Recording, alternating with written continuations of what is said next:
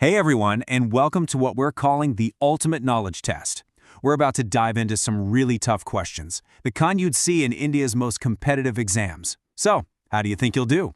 Let's find out. So, let me ask you straight up. Are you ready to go head-to-head with questions from one of India's toughest exams? Don't worry. Think of this as just a fun pop quiz. No pressure at all. It's all about curiosity. Okay, first up, let's see how well you know your India. We're going to test you on everything from the country's amazing geography to how it's all run. Ready? Let's get started. All right, kicking things off with a geography challenge. Can you put these 4 Himalayan ranges in order, starting from the north and heading south?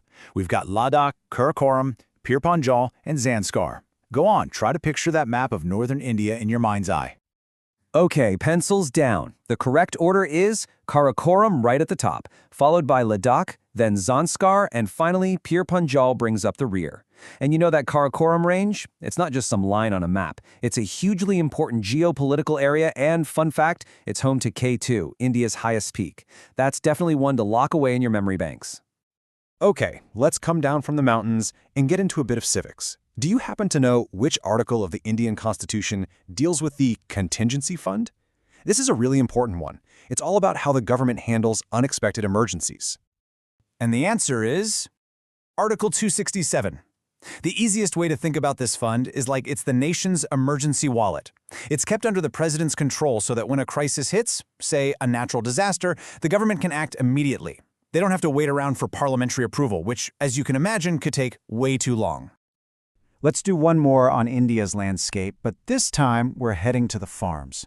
I'm going to show you 3 pairs, an agricultural product and the state that produces the most of it. All you have to do is find the one that's wrong. So let's see how you did. Kerala and natural rubber? Absolutely true. They're the king of it. Jammu and Kashmir for saffron? Yep, that's a perfect match. But guar gum in Punjab? That's our incorrect pair. The real top producer of guar gum is actually Rajasthan. Did you get it? So how's everyone doing? Keeping score? Well, get ready to fire up your time machine because our next section is Pages of History. Let's see how sharp your memory is on some major historical moments. Okay, this next one is a real heavy hitter. We're talking about 4 absolutely pivotal events from India's freedom struggle. Can you put them in the correct chronological order? We have the non-cooperation movement, the Jallianwala Bagh massacre, the Champaran Satyagraha, and the civil disobedience movement. This is a tough one, so take a second to really think about it.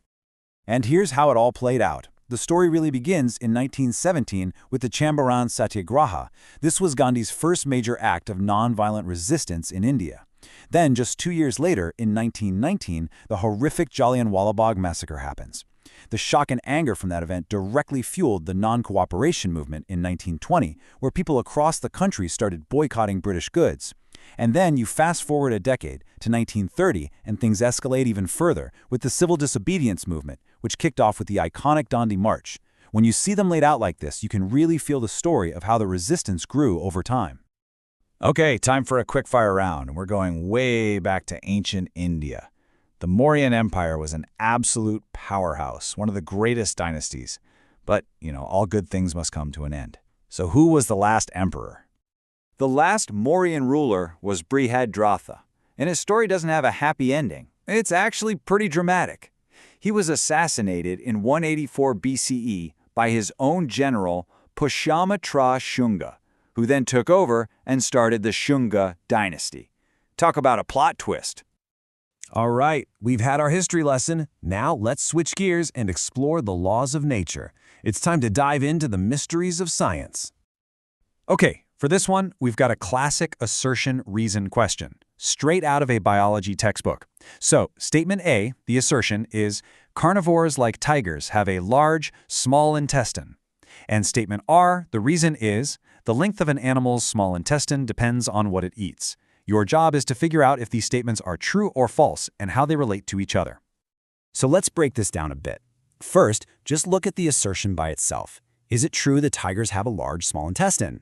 And then look at the reason. Is it true that diet affects intestine length? Let's think about how these two pieces fit together. And the correct answer is, the assertion A is false, but the reason R is true. Hey, this is a super common mistake, so if you got this one wrong, you're in good company. Don't worry about it. So you might be asking, why is the assertion false?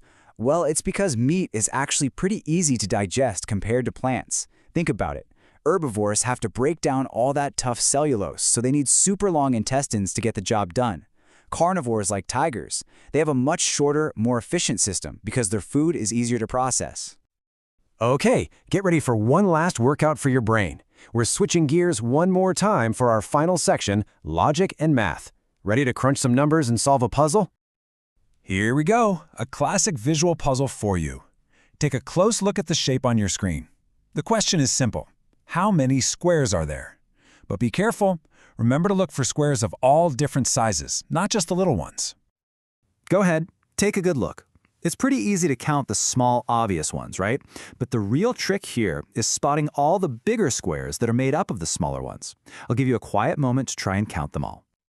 Okay, time's up. Did you get them all? Let's do the math together. First, you've got the 18 small single squares. Easy enough. But then you have to find the larger squares that are hiding in plain sight. And it turns out there are 14 of those. So 18 plus 14 gives us a grand total of 32 squares. See? It's all about changing your perspective. And just like that, we are at the end of our little quiz. Wow, we've covered a lot of ground, from geography and history to science and logic. Let's just take a moment to wrap this all up. So, how'd you do? Did you surprise yourself? Whether you got every single one right or just learned a few new things, it's pretty amazing to think about the incredible range of knowledge these exams cover, right? We're talking geopolitics, ancient history, biology, the whole shebang.